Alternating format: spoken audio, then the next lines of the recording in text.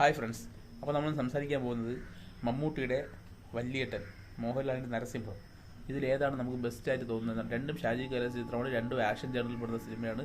Narasimham industrial ഹിറ്റായ സിനിമയാണ്. വല്യേട്ടൻ collection എത്ര പോയില്ലെങ്കിലും നല്ല ക്യാരക്ടർ ഡെപ്തും നല്ലൊരു സിനിമയുമാണ് വല്യേട്ടൻ എന്ന് നമുക്ക് ഉറപ്പിച്ച് പറയാൻ സാധിക്കും. അപ്പോൾ ഇതിലേതാണ് നമുക്ക് നമ്മുടെ പ്രിയപ്പെട്ടത് എന്ന് പറഞ്ഞു കഴിഞ്ഞാൽ എനിക്ക് പ്രിയപ്പെട്ടത് വല്യേട്ടൻ തന്നെയാണ് എന്നെനിക്ക് ഉറപ്പിച്ച് പറയാൻ പറ്റും. കാരണം നരസിംഹം ഒട്ടും കുറവല്ല. ഞാൻ ഒരു മമ്മൂട്ടി ഫാൻ ആയതുകൊണ്ട് എനിക്ക് വല്യേട്ടനാണ് ഏറ്റവും കൂടുതൽ ഇഷ്ടമെന്ന് ഞാൻ ഉറപ്പിച്ച് പറയാം. കാരണം ഇത് രണ്ടും തുല്യമായിട്ട് നിൽക്കുന്ന സിനിമയാണെന്ന് ഞാൻ ഇപ്പം പറയുകയാണ്. കാരണം ഒരു മോഹൻലാൽ ഫാനും പറയൂല വല്യേട്ടനാണ് നരസിംഹത്തിനേക്കാളും ബെസ്റ്റ് എന്ന്. പക്ഷേ ഞാൻ മമ്മൂട്ടി ഫാൻ ആയതുകൊണ്ട് ഞാൻ പറയുകയാണ് വല്യേട്ടനാണ് ബെസ്റ്റ്. പക്ഷേ ഒരു മമ്മൂട്ടി ഫാനും പറയൂല വല്യേട്ടനേക്കാളും കൂടുതലാണ് നരസിംഹം എന്ന്. കാരണം ഈ രണ്ട് സിനിമയും ഒരേപോലെയാണ്. ഒരേപോലെ എന്ന് വെച്ചാൽ ഇങ്ങനെ നിൽക്കാൻ ഒരു ഇതുമില്ല, ഒരു സ്റ്റെപ്പ് പോലും താന്നിട്ടില്ല രണ്ട് സിനിമയും. കാരണം അതുകൊണ്ട് തന്നെയാണ് ഇവർ രണ്ട് ആരാധകരും അങ്ങോട്ടും ഇങ്ങോട്ടും സമ്മതിച്ചു കൊടുക്കുക. അത് നരസിംഹമാണോ വല്യേട്ടനാണോ ബെസ്റ്റ് എന്നുള്ളത്. പക്ഷേ ഇൻഡസ്ട്രി ഹിറ്റ് എന്ന് പറഞ്ഞാൽ നരസിംഹമാണ് കളക്ഷൻ ബേസ്.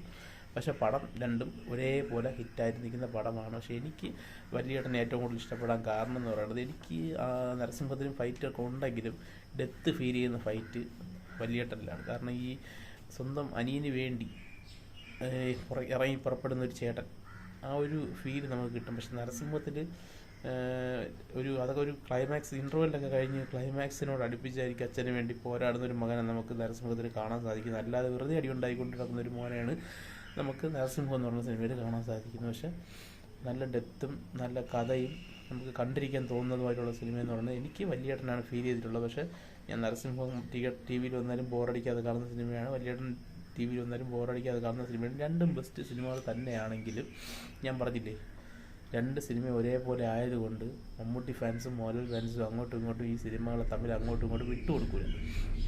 അപ്പം തന്നെ വല്യേട്ടൻ്റെ 4K റീമാസ്റ്റർഡ് വെർഷൻ 29-ാം തീയതി റിലീസ് ആവുകയാണ്. അപ്പം ഒന്ന് തിയേറ്ററിൽ പോയി തന്നെ കണ്ടറിയേണ്ട എക്സ്പീരിയൻസ് ആണ്. കാരണം എനിക്ക് നരസിംഹം മാത്രമേ ഞാൻ തിയേറ്ററിൽ പോയി കണ്ടിട്ടുള്ളൂ. വല്യേട്ടൻ ഞാൻ തിയേറ്ററിൽ പോയി കാണാത്ത സിനിമയാണ്. അപ്പം അതൊന്ന് എക്സ്പീരിയൻസ് ചെയ്യണമെന്നുള്ളൊരു ആഗ്രഹമുണ്ട്. അപ്പം നിങ്ങളെല്ലാവരും വല്യേട്ടൻ സിനിമ തിയേറ്ററിൽ പോയി തന്നെ കാണണം.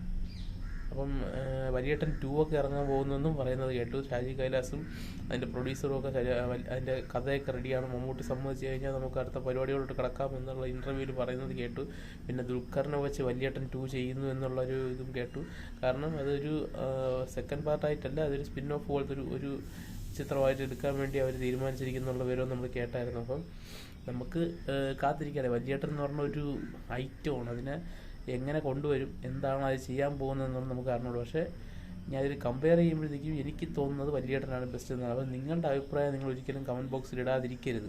നിങ്ങൾക്ക് വല്യേട്ടനാണോ നരസിംഹമാണോ ഇഷ്ടം? ഇതിലൊരു വലിയൊരു ഫാൻ ഫൈറ്റ് ആണ് ചിലപ്പം കമൻറ്റ് ബോക്സിൽ നടക്കാനുള്ള സാധ്യതയുണ്ട്. കാരണം രണ്ടും അതുപോലുള്ള അമ്മാതിരി ഐറ്റമാണ്.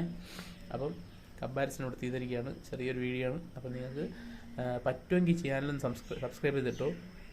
നമുക്ക് വീഡിയോ ഇഷ്ടപ്പെട്ടാൽ ലൈക്ക് ചെയ്യുക, ഷെയർ ചെയ്യുക. ഓക്കെ, ശരി.